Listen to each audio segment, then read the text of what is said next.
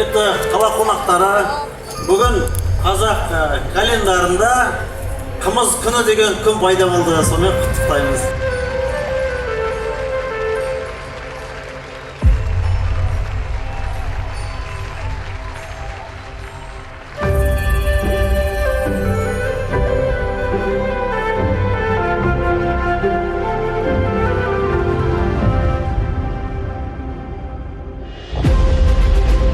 Өте қобалжитын сәт әрине.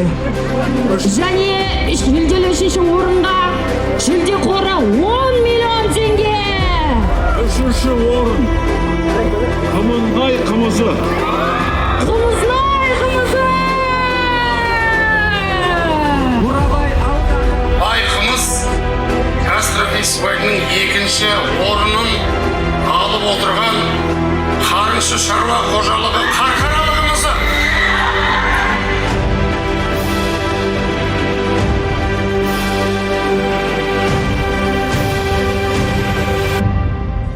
Жұмахан Қалтаев мырзаның шаңырағы.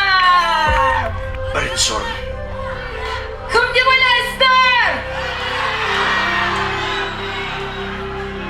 Саржал Жаныс. Саржал бірінші орын. Бүгін міне қасиетті киелі елорда төрімізде гастрофестиваль өз мәресіне жетіп отыр.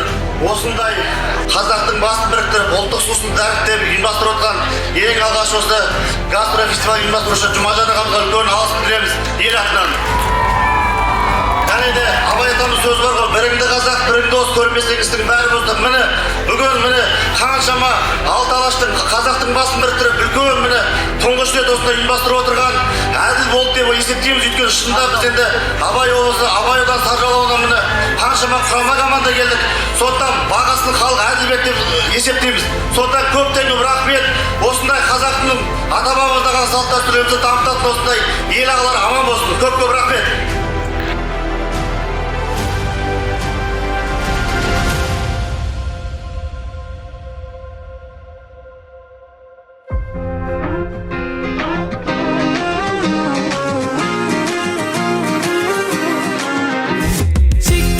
Çiki seni seviyorum, seni özlüyorum.